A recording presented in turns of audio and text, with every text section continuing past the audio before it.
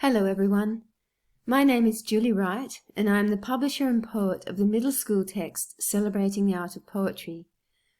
To help teachers who have chosen this text for their classes, I've been putting together some resources to ease your load. There are some already on my website, created as downloadable PDFs. These explore the poetic devices being used in my poems. This video is the first in a series of 3, providing a reading of all the poems in the 12 units of my text with very brief comments on the purpose of each unit. The poems are accompanied by challenges and exercises designed to engage your students in analysing and enjoying the poems. Moreover, they provide opportunities to respond to the poems in a variety of ways.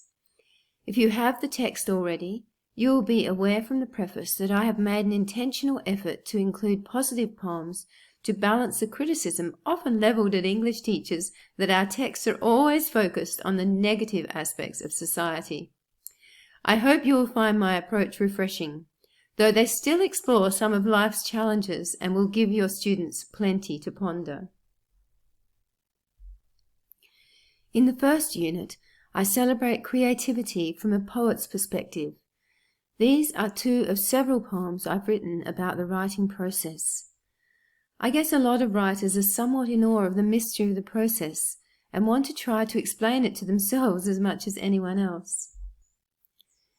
If you are also intrigued by this, you might enjoy the latest book by Charlotte Wood entitled The Writer's Room, in which she explores the views of many of our great writers on the ironical impossibility of putting into words the fascinating process of our purposeful playing with words. Here is the first of my 2 poems on the writing process. It is entitled Destination Unknown. Destination Unknown. I'm screaming down the highway. I'm in the danger zone. Fog is rolling in and I'm feeling quite alone. No idea what's coming, what's hidden round the bend. Should I hit the brakes or tramp it? Toss all caution to the wind. I'm in a foreign country now. My brain feels like it's burning. It's grinding into life. I can hear the cogs start turning. Thought patterns are running amok. They're spinning psychedelic. I'm in a 60s time warp. Far out. This could be magic. Should I buckle up, go up a gear, let the ideas have their head? Or do a few 360s, shake the cobwebs out instead? I'm prepared to take a detour, go off the beaten track. Will I reach my destination? Or be just another writing hack? The second poem is less about the vulnerability of the poet and more about the mystery of birthing a poem, a metaphor foreshadowed in the title Gestation Zone. Here it is. Gestation Zone. Get in the zone, they say. But where is the zone? Where is that space of maximal proximity to a thought, an inspired thought, that will take me to the zone where ordinary reality and ordinary words become extraordinary? That place you go when you're in this world but out of it. That place where you hang, suspended, in a thought bubble that threatens to burst as it grows heavier and heavier with invisible intent. Eyes asquint, you push against that watery membrane. Instinct edges you closer to the light that blinds and yet delights as you slip from your womb of words into the zone, they say, brings insights. I hope you take up the suggestion to brainstorm other metaphors which could be used successfully to explore the creative process. In Unit 2, I have chosen 2 poems that also celebrate imagination, but do so in a way that draws attention to the pleasurable sensation of sound in spoken poetry. The first poem is entitled Little Ones, and was inspired by the many children I have in my life and the joy of watching their imagination at play. Imagination is a wonderful gift, and I want to do all I can to encourage it through my poetry.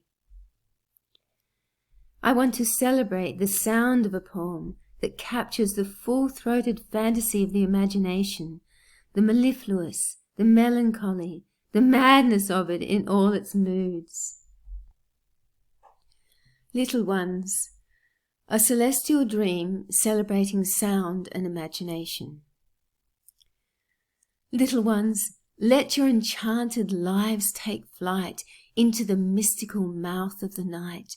Breathe the black air that rushes like an invisible icicle into the center of your being and explodes the myth of matter in a mystery beyond words.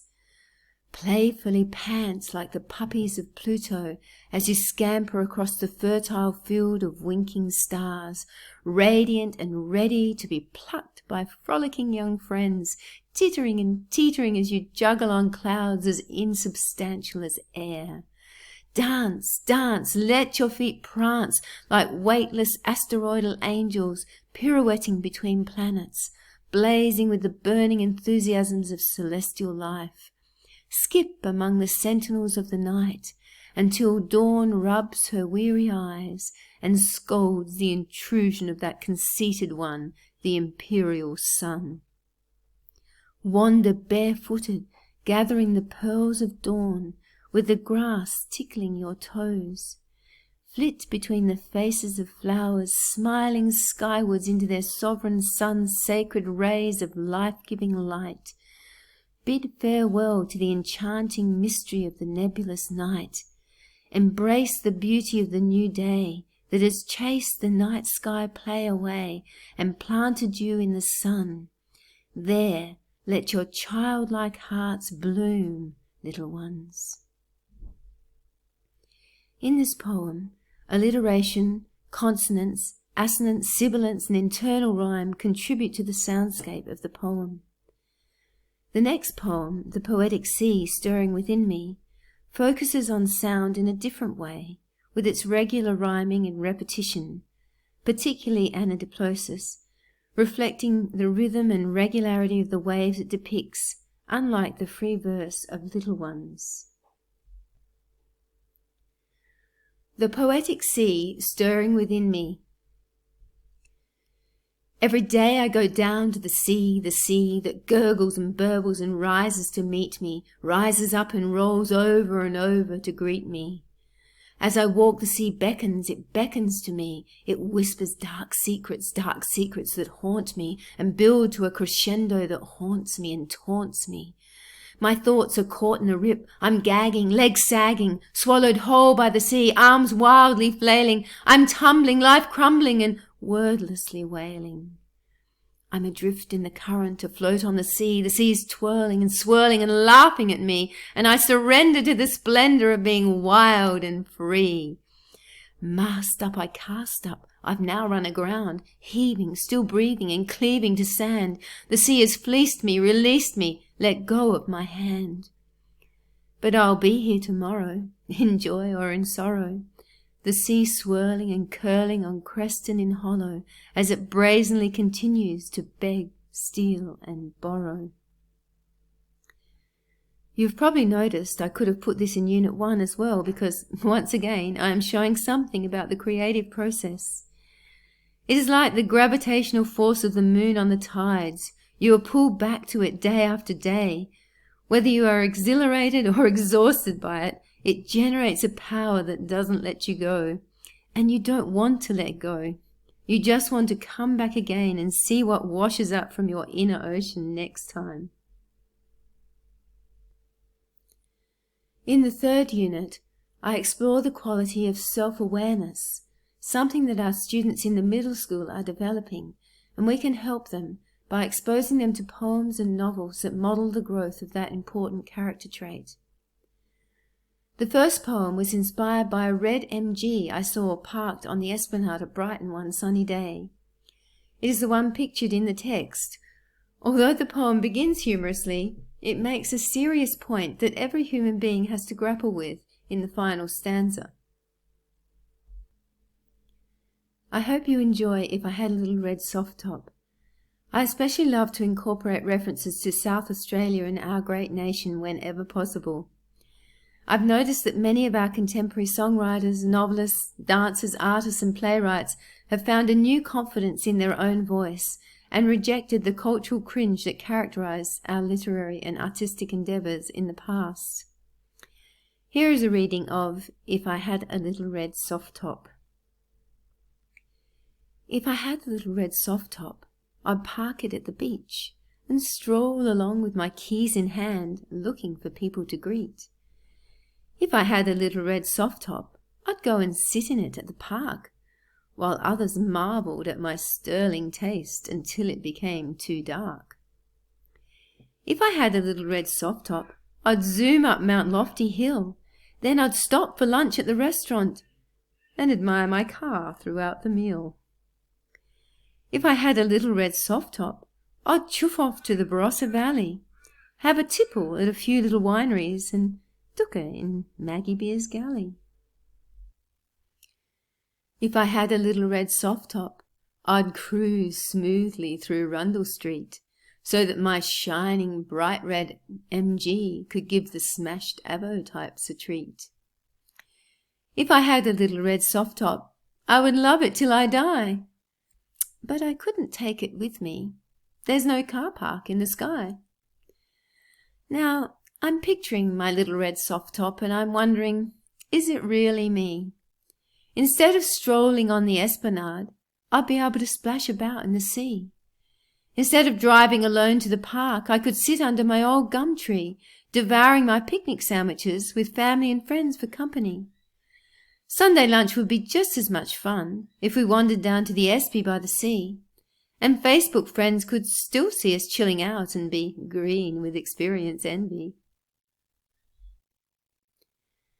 Confronting my destiny also turns our attention to our mortality and the way that impacts on our choices and the way we view our time in this world, but does it in a more serious manner. This poem was inspired by a shocking sight outside my bedroom one morning when I was staying on a farm in the southeast. When I drew back the curtains, there was a dead rabbit lying there. Confronting my destiny. Little rabbit, lying lifeless on the veranda, your mortality sucked the life out of me momentarily as I confronted my destiny. A short life, followed by an undignified death, with a handful of people looking at my tidied corpse, clutching at inadequate words, trying to magnify the intent of my passing presence in a desperate attempt to give my existence meaning. Little rabbit, did my life mean anything more than yours? Or is that a grand deception?